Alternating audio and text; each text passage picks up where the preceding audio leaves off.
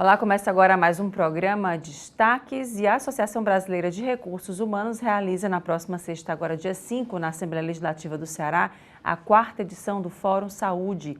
Sobre a programação, converso com Júlia Firmeza, coordenadora do Fórum Saúde. Está conversando aqui comigo agora via remoto, online. Obrigada, Júlia, pela sua presença. Obrigada pelo convite, Elaine. Bom, o Fórum Saúde ele já está na sua 4ª edição. Ele iniciou no período da pandemia, né, 2021, 2022 e 2023, 2024. Nós estamos com ele presencial. Ele acontecerá dia 5 de abril, Dia Mundial da Saúde. O fórum ele procura estimular, incentivar os profissionais da área da saúde, da área de gestão de pessoas, a ter um olhar mais apurado para a saúde dentro das empresas, uma visão mais integral. Ele busca levar às pessoas experiências, um debate, né, sobre a importância das empresas estarem com esse olhar, com essa visão na saúde dentro das empresas. E também não só dentro das empresas, mas de forma integral, tá? Para as pessoas terem esse cuidado com a saúde na família, na empresa, nas organizações como um todo, né? Então, nós trazemos esse ano o foco na questão da cultura, como que as empresas estão focando a saúde mental em sua cultura organizacional. Então, nós trazemos profissionais da área da medicina, da psicologia, enfermeiros, advogados também vão estar conosco debatendo, engenheiro ambiental também vão estar conosco. Então, nós temos uma multiplicidade de profissionais para discutir esse tema. É um tema importante que está aí, né, batendo as portas, pedindo socorro para que nós tenhamos esse olhar, tá? Então, eu peguei aqui até uns dados aqui, do GPTW, por exemplo, né, que ele fala que 41% das empresas que eles pesquisam falaram desse aumento do afastamento de profissionais das suas empresas, né, por questões de saúde, tá? E nessa mesma pesquisa, nós temos que só 15% das empresas fazem avaliação da saúde dos seus profissionais. Então, é algo que temos que ter esse olhar, né? E a Associação Brasileira de Recursos Humanos, preocupada com essa visão, é uma associação que cuida dos profissionais de RH, que prepara os profissionais de RH para ter esse olhar dentro das empresas, trouxe essa temática, né? E se volta realmente para essa visão da saúde. Então, nós teremos com todos esses profissionais essa discussão, esse debate, falando de liderança, falando de cultura, falando de conflito, trazendo questões também de gestão de férias, que é uma temática muito importante e muitas vezes não devidamente cuidada pelas instituições, né, e pelos próprios profissionais. Então, nós vamos trazer toda essa conjuntura para discutir com os participantes. Teremos também uma feira de exposição com os nossos patrocinadores, nossos parceiros, como a Unimed, como a Livre Saúde, como a São Camilo, a Serlares, a Mercadinho São Luís, a Fábula, a Lesse, né? Então, são empresas que estão voltadas para pensar esse tema e estarão conosco nesse momento. Júlia, e falando sobre a saúde mental, né, muito se batendo agora, depois da pandemia, né, a questão muito desse adoecimento generalizado, né, de pessoas que não tiveram seu luto vivido, né, pessoas que ainda estão tentando entender o que aconteceu, né, apesar de ter passado já um tempinho, mas a gente ainda parece que o tempo é meio relativo para todo mundo, né? Assim, de quem passou bem por isso, digamos assim, na medida do possível, e quem teve muitas perdas, né? Tanto financeira como também emocional. E aí a gente vê hoje também as redes sociais, né? A tecnologia meio que engolindo as pessoas, né? E tudo isso está se mostrando no ambiente de trabalho um adoecimento também. Vocês têm notado isso? Isso, é como eu te falei, né? Essa pesquisa, inclusive, da GPTW, ele fala que 41% das empresas, elas estão vendo esse aumento no número de adoecimentos. Eu também fui olhar uma pesquisa da Organização Internacional do Trabalho, Elaine, que tem que é o seguinte, olha, o custo da economia global chega a US$ 1 trilhão, certo? Por ano, em perda de produtividade, certo? Por doenças relacionadas ao estresse, depressão, ansiedade, tá? Então, olha só, como isso está relevante esse assunto, né? A Associação Americana de Psicologia, ela fala que o estresse relacionado ao trabalho é um dos principais temas, né, de problemas de saúde mental. Então, assim, e a pandemia, ela trouxe, ela acelerou, ela intensificou essa questão, tá? Então, assim, é uma temática que nos preocupa. As empresas, elas têm que ter esse olhar, têm que ter o cuidado, né, de voltar, os gestores de RH, têm que desenvolver práticas que valorize, que priorize a saúde integral. Isso tanto é bom para o funcionário, como é bom para a produtividade da empresa, a competitividade da empresa no mercado e a sociedade como um todo, tá? Então, o fórum, ele é um momento onde que a gente propicia isso, as pessoas trocarem, aprenderem uns com os outros, práticas, né, valorizações que estão sendo realizadas, temas em geral, onde a gente vai trazer estatísticas para as pessoas tomarem consciência, né, e levarem para suas empresas, começarem a implementar isso como cultura na empresa. E aí, falando sobre essa programação, como é que faz para participar? Ela é gratuita e é o dia todo? Dá aí o recado. Isso, ele vai ser dia 5, como eu já falei, vai ser de 8 às 17. Ele é gratuito, aberto para toda a pessoa que interessar, que querer conhecer, que quiser trabalhar, discutir, né, debater, conhecer práticas, está aberto. Então, assim, qualquer pessoa, é só entrar no site da ABRH, Associação Brasileira de Recursos Humanos, tá? Entrar lá no Fórum 2024 e fazer a sua inscrição. Será muito bem recebido. Ele vai acontecer na Alesc, Assembleia Legislativa do Ceará. É um ambiente super confortável, um ambiente grande, é bom de se estar lá, aconchegante, tá? Será muito bem recebido. Teremos muito prazer em receber todo aquele que tiver interesse de estar lá conosco nesse debate. Júlia, para saber mais informações sobre o trabalho de vocês também, além dessa programação, como é que faz para encontrar nas redes sociais, no site? Sim, nós temos o site da ABRH, né? Temos também o Instagram da ABRH e é só a pessoa entrar, acessar lá que terá toda a orientação.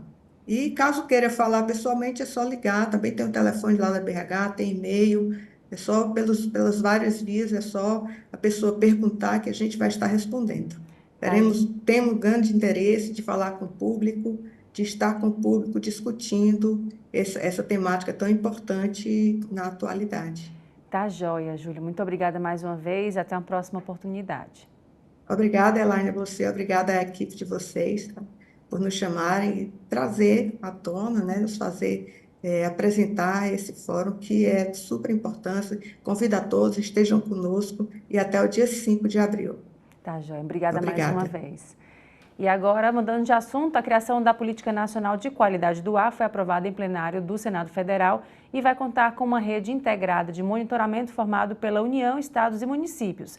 E também foi aprovado um projeto que concede às mulheres vítimas de violência atendimento privativo e individualizado no Sistema Único de Saúde.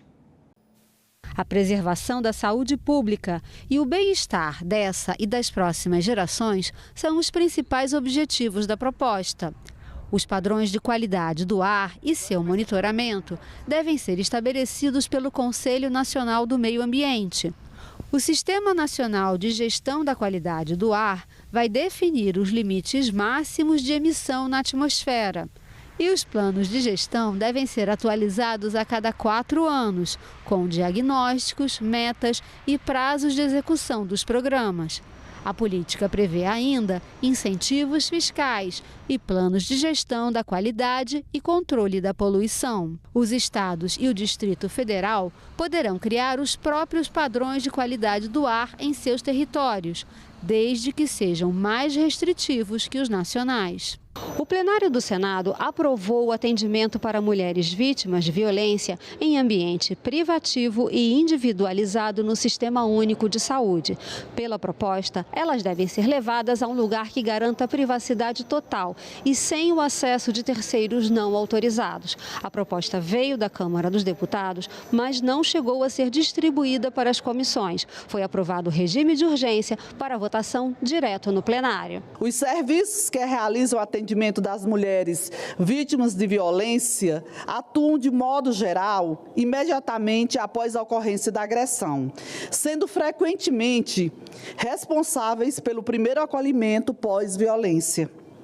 São, portanto, essenciais para a contenção de danos e recuperação física da vítima e também para protegê-la de novas agressões.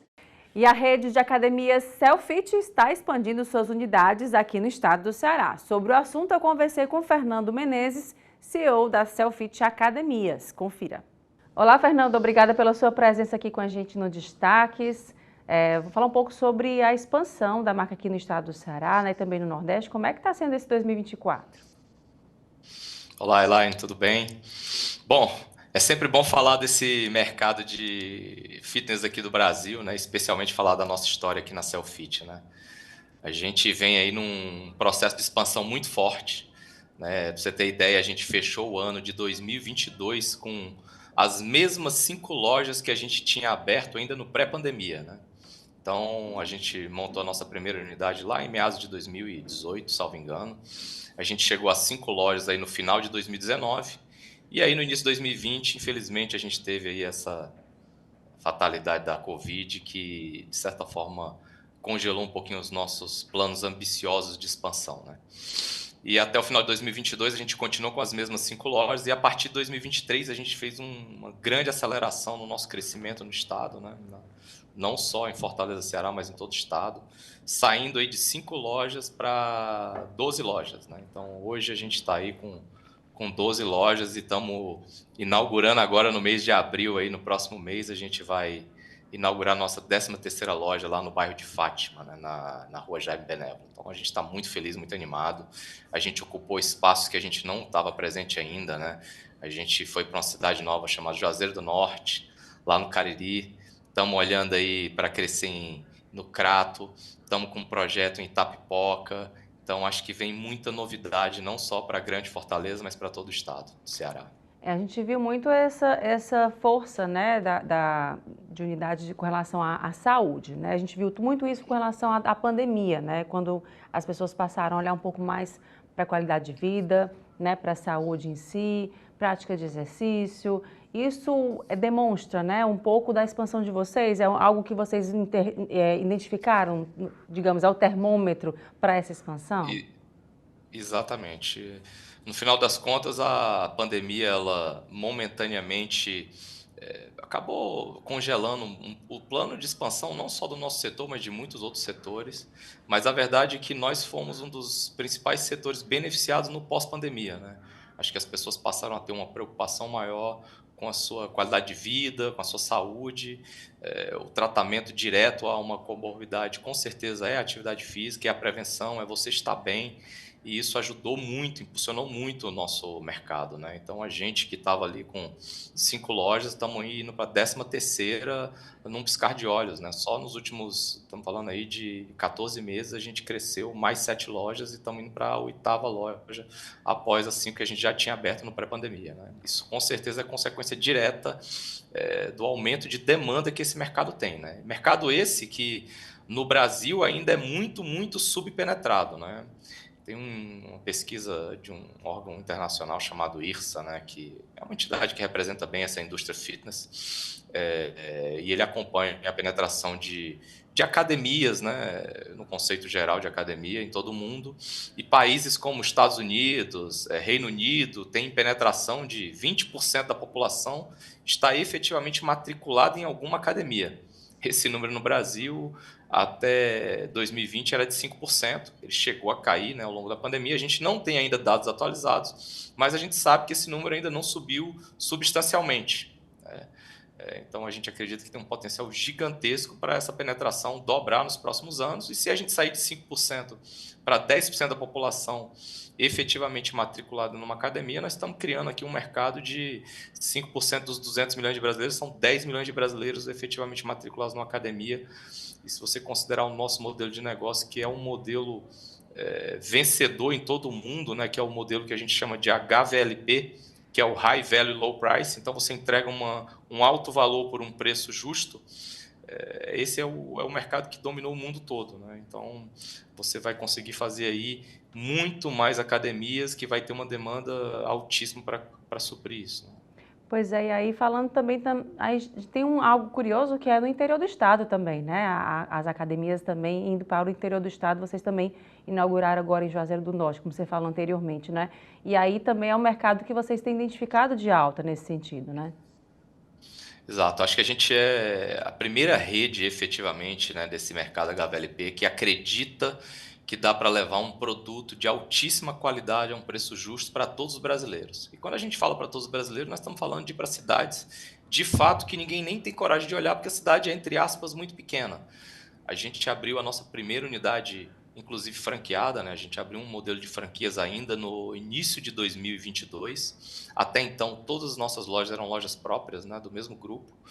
E o empreendedor de Serra Talhada, que é uma cidade no sertão de Pernambuco, uma cidade pequena de 70 mil habitantes, acreditou no nosso projeto, acreditou na proposta de valor e montou uma loja lá em Serra Talhada, que hoje, 2 anos depois, é um sucesso absoluto na cidade, né?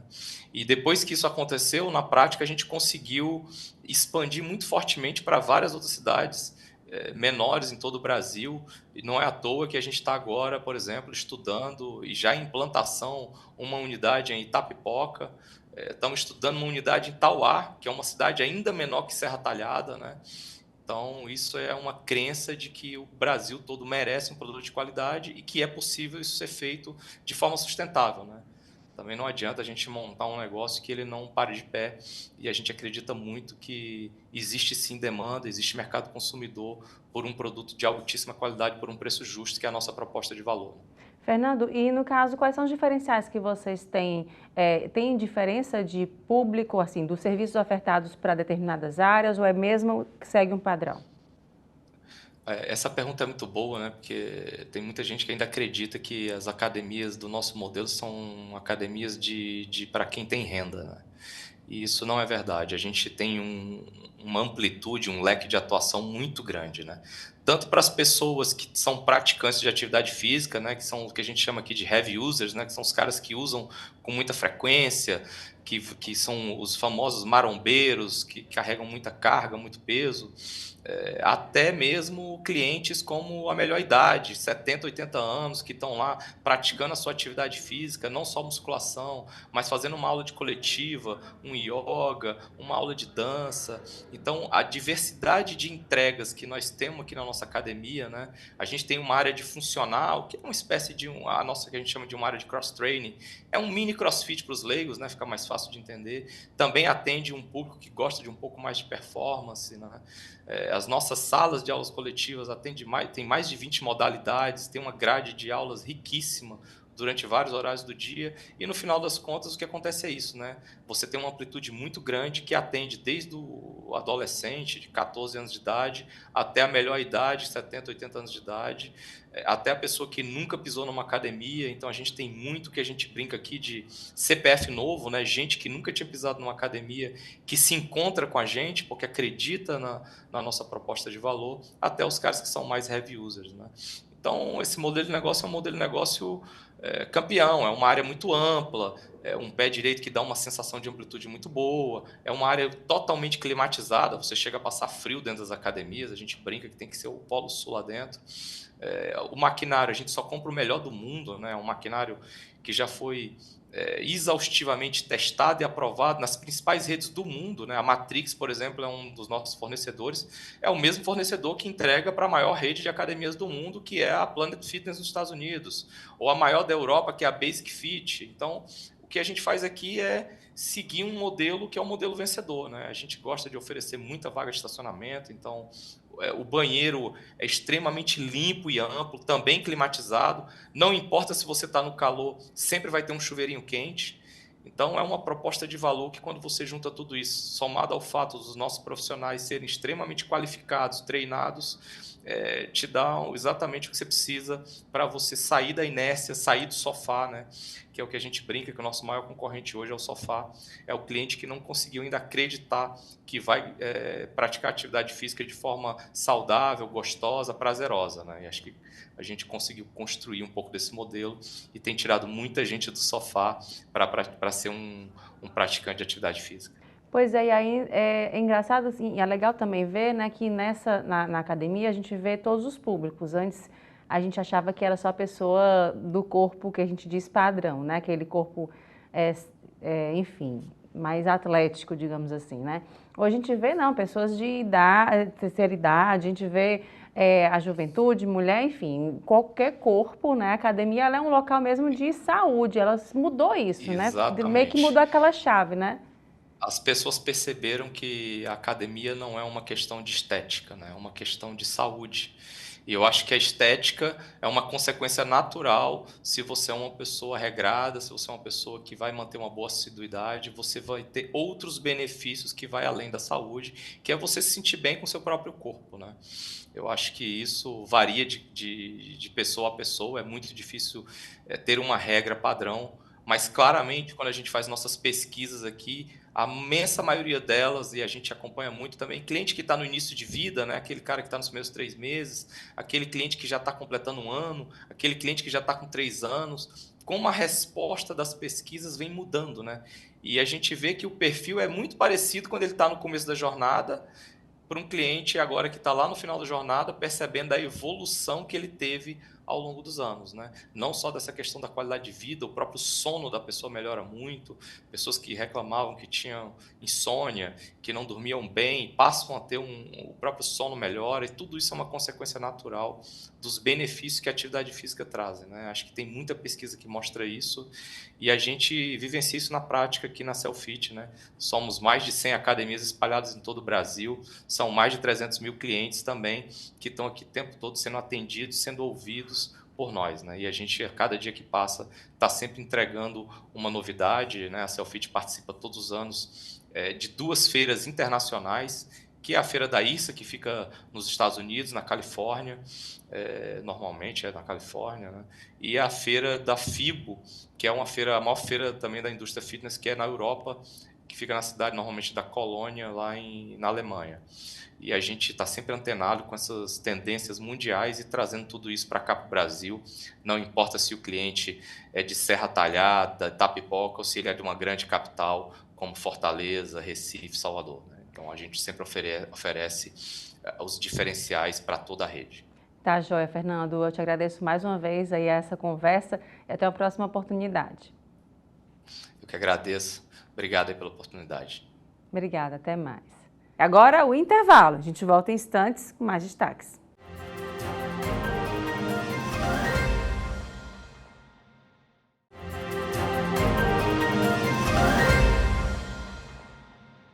E falando agora em saúde, o impacto negativo na economia mundial gerado pela ausência de investimentos na saúde mental dentro das organizações pode chegar a 6 trilhões de dólares até 2030, segundo a Organização Mundial de Saúde. No Brasil, esse déficit já chega a 4,7% do Produto Interno Bruto, segundo estudo realizado no ano passado pela Federação das Indústrias do Estado de Minas Gerais. Sobre o assunto, eu conversei com Verusca Galvão, psicóloga organizacional. Confira.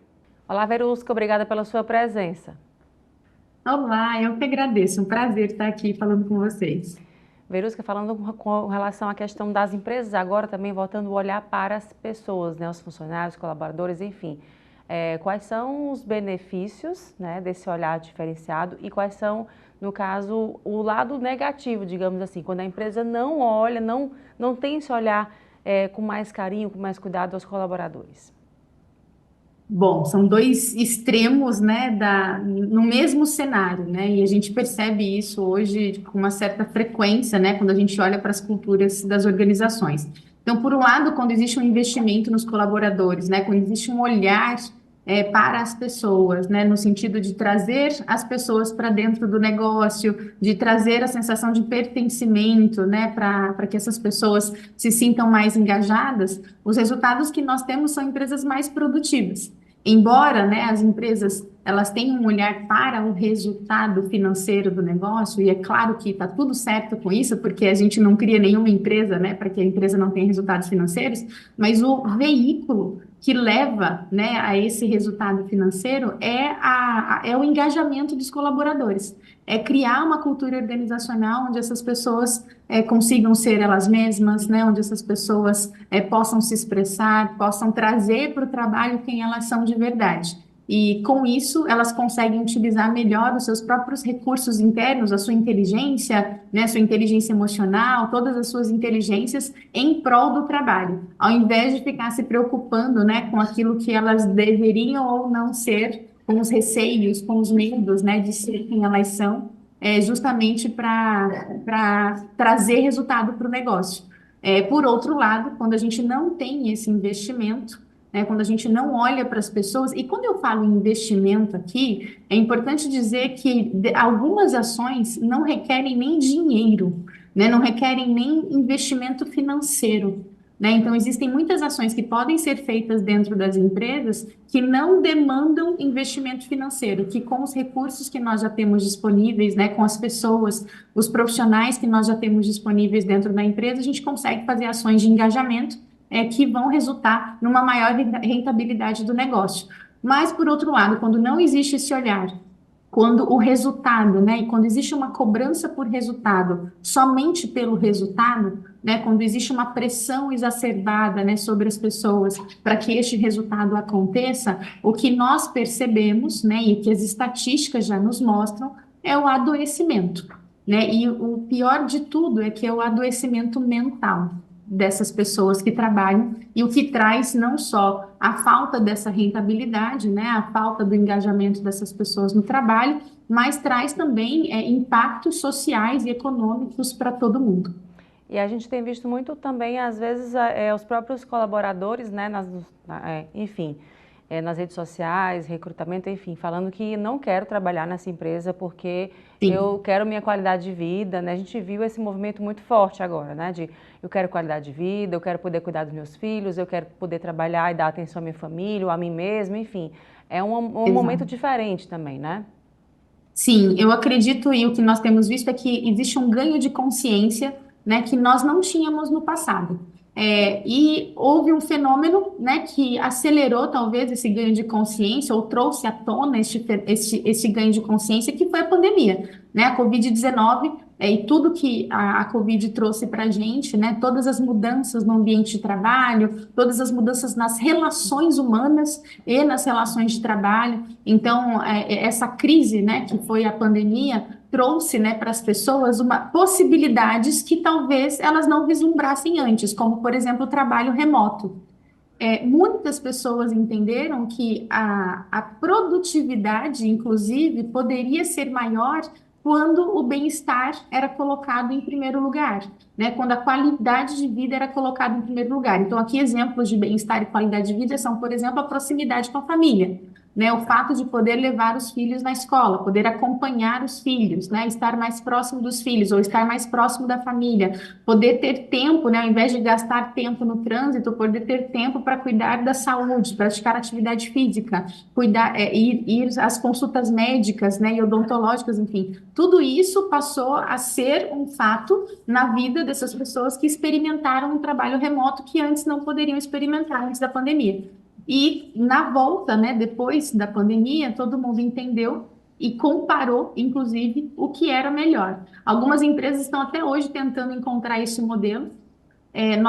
Nós estamos vindo de uma cultura de trabalho onde o comando e controle é algo muito presente nas organizações e muitos líderes ainda insistem em utilizar esse modo, né, de trabalhar de comando e controle, mas as pessoas não querem mais isso, elas não aceitam mais isso. Tanto que já existem vários movimentos, né, no mundo do trabalho, como, por exemplo, o quiet quitting, né, que é a demissão silenciosa, que ganhou força, inclusive, na pandemia e no pós-pandemia, porque as pessoas não aceitam mais estar em ambientes de trabalho que não sejam bons para elas.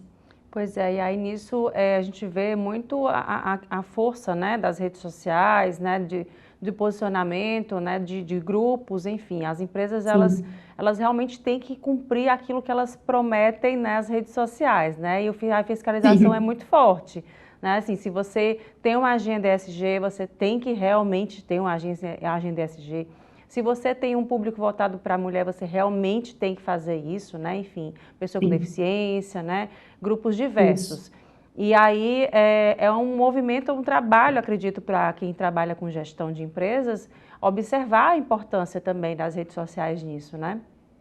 Sim, sem dúvida, até porque as redes sociais, elas são o reflexo, né, do que a gente vive na sociedade, né? Então, quando a gente olha para as redes sociais, quando a gente olha para os conteúdos nas redes sociais, a gente está identificando o que as pessoas pensam, como elas se sentem, né, o que elas acreditam, né, que é melhor para elas.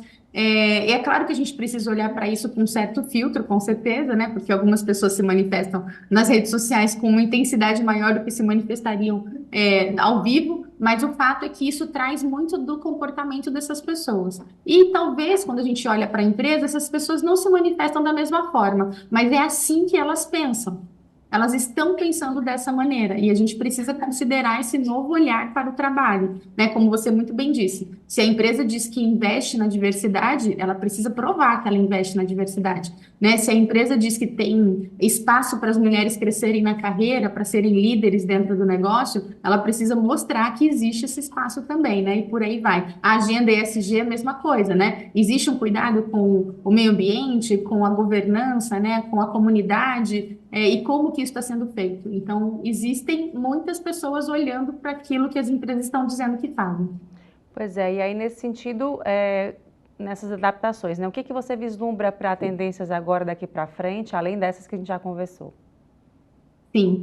Bom, existe um fator muito importante nisso tudo, que é o avanço da inteligência artificial. Né? Com a pandemia, a inteligência artificial ela foi muito importante e muito necessária, por isso houve um avanço tecnológico, né, jamais visto, né, no mundo do trabalho. Então, daqui para frente, a gente vai ter muito acesso a ferramentas tecnológicas, a gente vai ter, né, teremos muito acesso à inteligência artificial, e a partir disso, muitos trabalhos que nós fazíamos antes, como trabalhos mais repetitivos, né, mais burocráticos, mais sistemáticos, mais rotineiros, serão trabalhos que serão feitos pela inteligência artificial. E o que eu costumo dizer é que o que vai sobrar para nós, seres humanos, é sermos humanos. Ou seja, né, o que vai sobrar para nós é exatamente desenvolvermos as habilidades humanas que os robôs, né, que a tecnologia não vai poder substituir. E para isso, a gente vai precisar cuidar das pessoas. Por quê? Porque essas habilidades humanas passam pela criatividade, passam pela inovação, pelo pensamento crítico, pela análise crítica,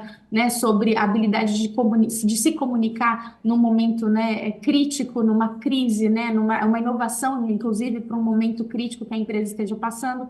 Para tudo isso, nós precisaremos das pessoas, mas as pessoas precisam se desenvolver nesse sentido e as empresas precisam estar atentas para isso. Principalmente porque estamos vivendo um momento, né, que a pandemia deste momento, inclusive, é a pandemia relacionada à saúde mental.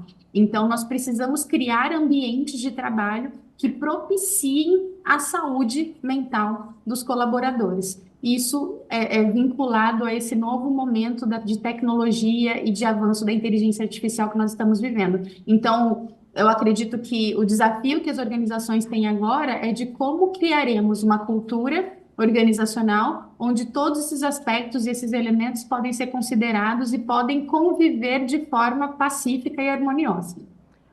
É isso mesmo, deu um recado aí. Muito obrigada, viu, Verusca, pela sua presença mais uma vez. Até uma próxima oportunidade. Eu que agradeço, contem comigo. Muito obrigada. Obrigada. E a gente fala agora sobre osteoporose, que deve ser considerada principalmente para quem tem mais de 50 anos. E sobre esse assunto eu converso com o Dr. Leonardo Rocha Drummond, presidente da Cooperativa dos Médicos Traumatologistas e Ortopedistas do Estado do Ceará. Obrigada pela sua presença, doutor. Obrigado pelo convite, é um prazer estar aqui.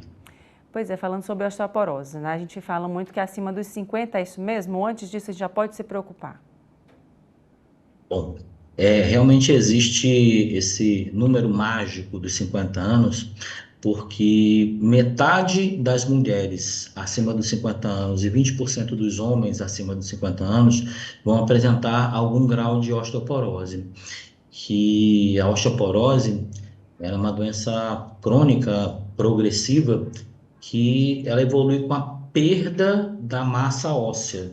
Ou seja, você fica com os ossos mais frágeis e com mínimos traumas você pode ter fraturas. E aí, nesse caso, quando já detectado, de que forma pode ser feito o tratamento? Você consegue reverter essa situação? Então, o ideal sempre é a prevenção. Como é feita essa prevenção? Uma alimentação saudável, rica em cálcio, rica em vitaminas, hábitos de vida saudáveis, que incluem atividades físicas. Isso tudo ajuda na prevenção. O envelhecimento é algo que a gente não consegue controlar. Isso aí ele é inevitável. A osteoporose, ela é uma doença característica do envelhecimento. Então, com isso, você tendo hábitos saudáveis, a sua própria biologia, né, a gente acaba envelhecendo menos.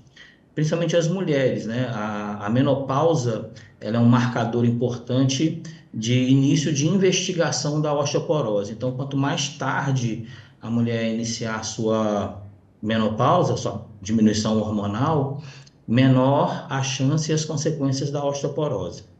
Agora, quando a gente identifica que está com osteoporose, quais são os exames necessários para se colocar nesse check-up aí anual que a gente faz? Bom, a osteoporose ela pode ser diagnosticada através de exames de densitometria óssea e até mesmo de radiografias simples. A gente consegue ver uma diminuição da massa óssea.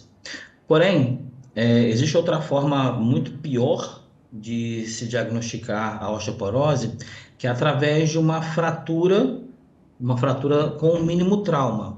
Por exemplo, uma mulher por volta dos 50 anos que levou uma queda no banheiro e fez uma fratura do punho. Um trauma banal, de baixa energia, né? Ela tropeçou e caiu, foi se apoiar e fez uma fratura do punho. Ou um caso mais grave, né, que já faria o diagnóstico de osteoporose grave, que é aquela paciente um pouco mais velha, aquela mesma situação, ela tropeça no banheiro, que é o lugar mais comum, e faz uma fratura do fêmur. O fêmur é um osso muito forte, né, muito resistente, não deveria quebrar com tanta facilidade. Então, um trauma banal, somente em quem tem uma perda da massa óssea que você teria fraturas.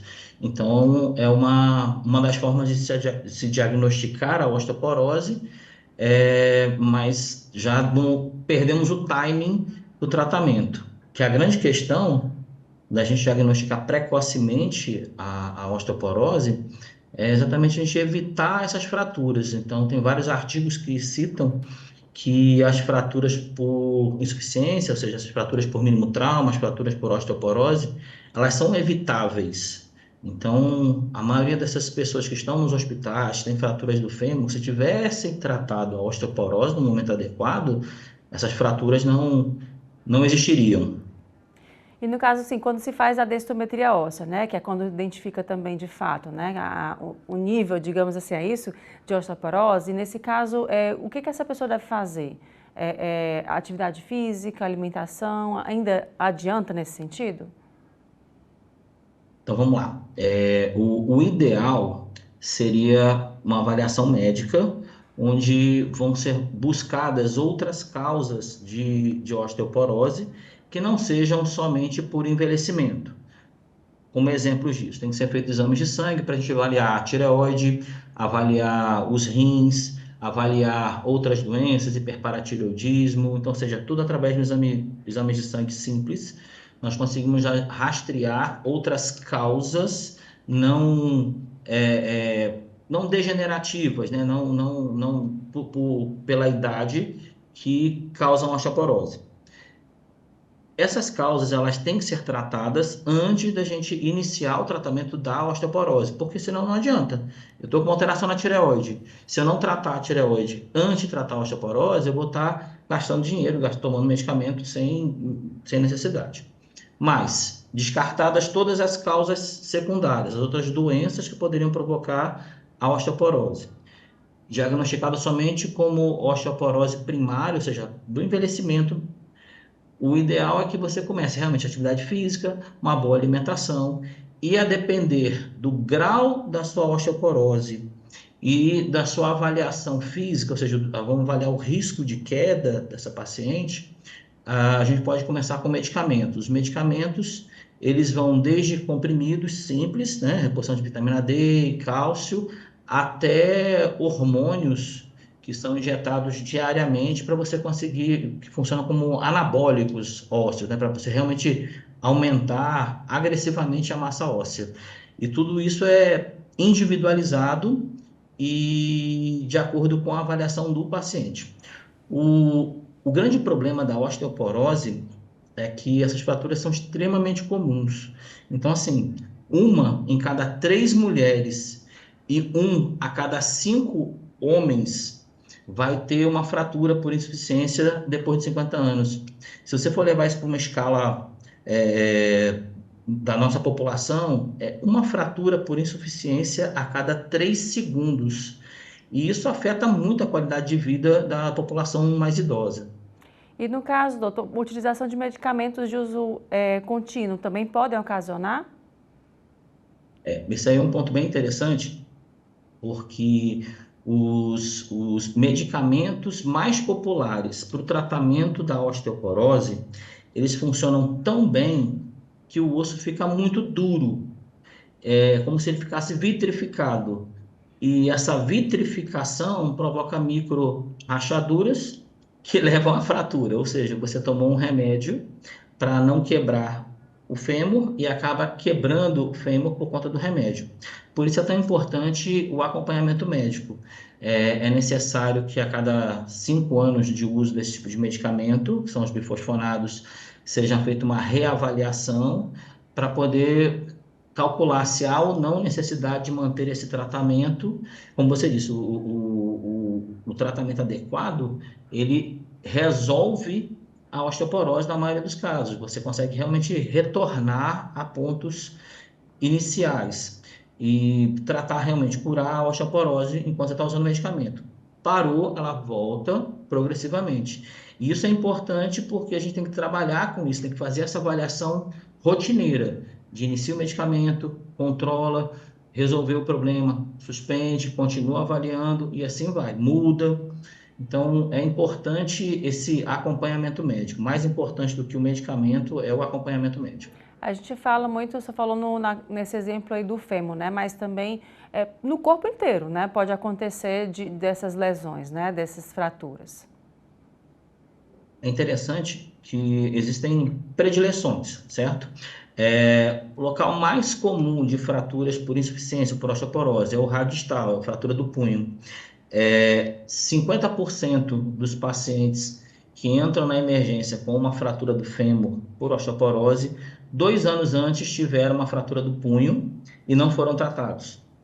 E o que é interessante também, esse mesmo paciente do fêmur, se ele for tratado cirurgicamente, for para casa e não fizer o tratamento da osteoporose, em 1 a 2 anos, metade deles vai retornar com o outro lado fraturado. Então, assim, os artigos citam que é uma cascata de fraturas. Então, você tem a primeira e você vai tendo outras fraturas. Os maiores programas internacionais de controle, pesquisa disso, eles adotam o tema de que, para que a primeira seja a última.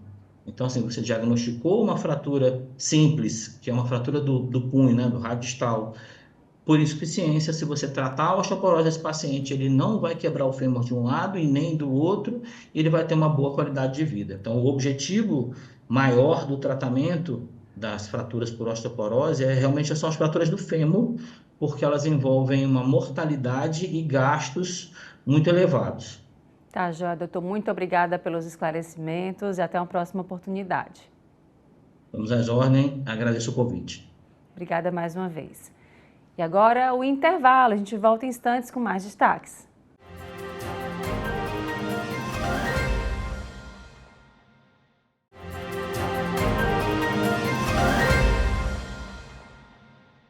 E nesta terça-feira é comemorado o Dia Mundial de Conscientização do Autismo, referência no Ceará no tratamento de crianças e adolescentes com deficiência. O Instituto Mão Amiga vai promover uma semana especial de ações e acolhimento e capacitações voltadas para pessoas autistas e seus familiares. E sobre a programação eu converso com a Adriene Rodrigues, psicóloga coordenadora do Instituto Mão Amiga. Obrigada pela sua presença, Adriene.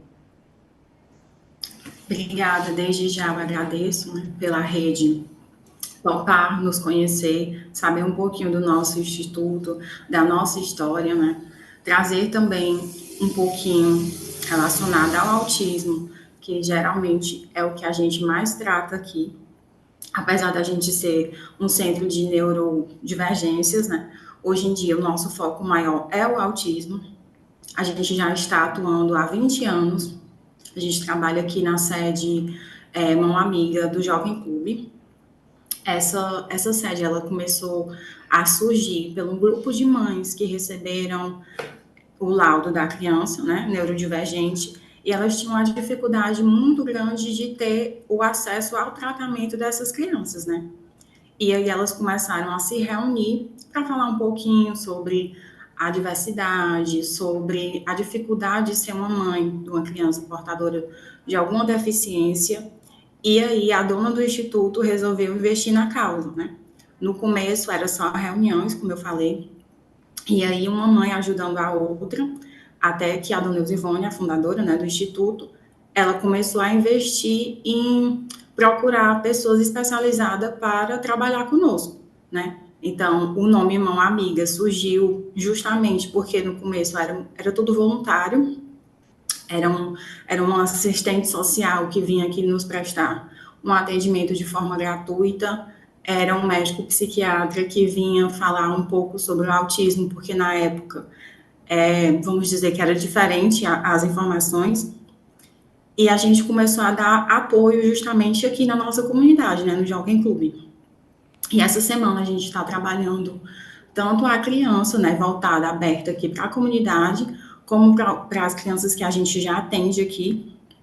A gente está ofertando uma semana diferente, com oficinas para as mães, a gente está oferecendo arranjos florais, a gente está trabalhando também a questão do empreendedorismo dessa mãe. A gente oferta os sabonetes artesanais aqui no Instituto, totalmente de forma gratuita, para investir nessa mãe, porque a gente sabe que é muito difícil o mercado de trabalho. E enquanto os filhos dela estão em atendimento aqui, elas também estão aprendendo essa renda, né, a fazer uma renda extra, para não ficar dependendo só do auxílio.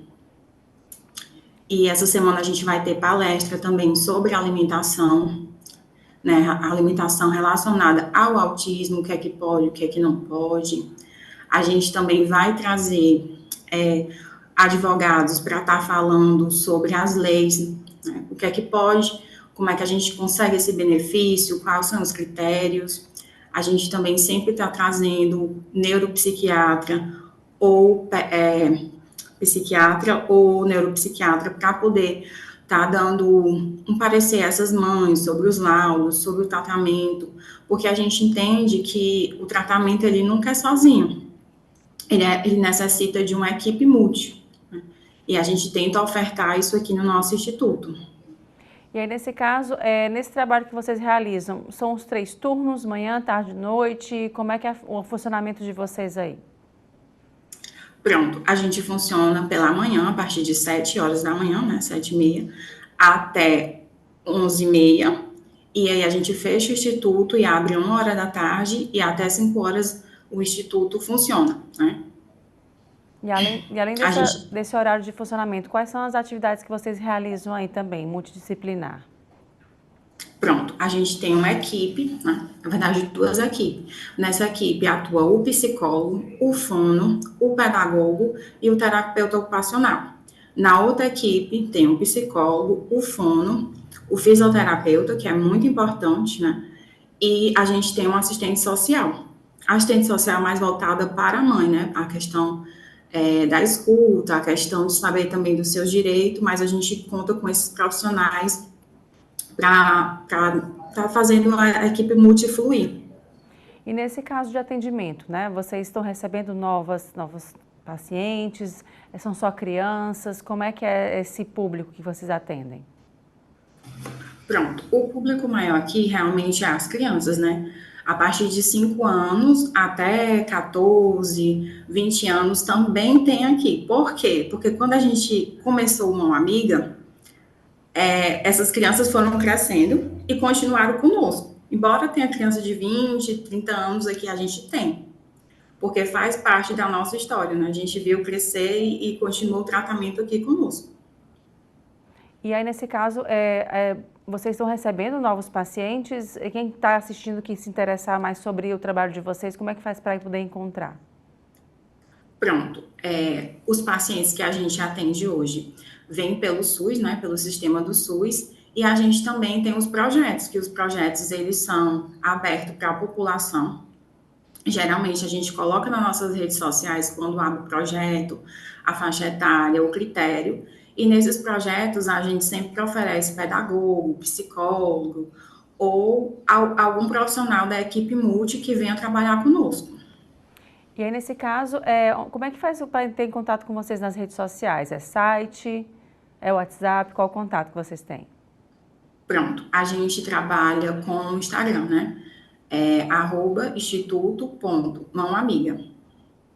E aí todas as novidades a gente coloca lá.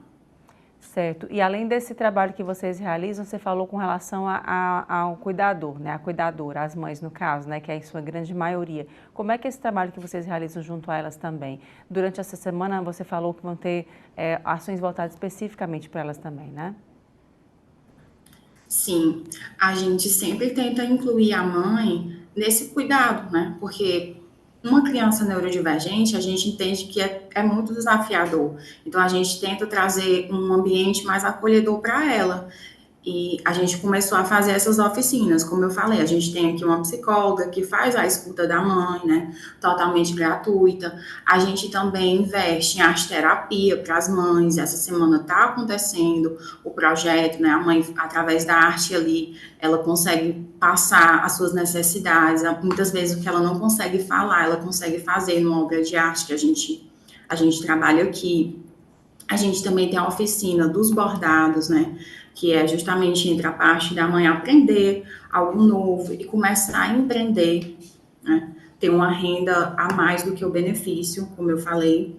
Também temos a oficina do sabonete e, assim, elas gostam bastante, porque em vez dela ficarem ansiosa aguardando o atendimento acabar, elas também estão sendo atendidas aqui pelo nosso instituto. Tá joia. Então, muito obrigada aí pelos esclarecimentos. E só para a gente encerrar, para poder procurar vocês nas redes sociais, qual é o perfil? @instituto.mãoamiga. Tá joia. Muito obrigada mais uma vez. Até uma próxima oportunidade. Obrigada. Obrigada. E o Destaques fica por aqui. Obrigada pela sua companhia e até o próximo programa.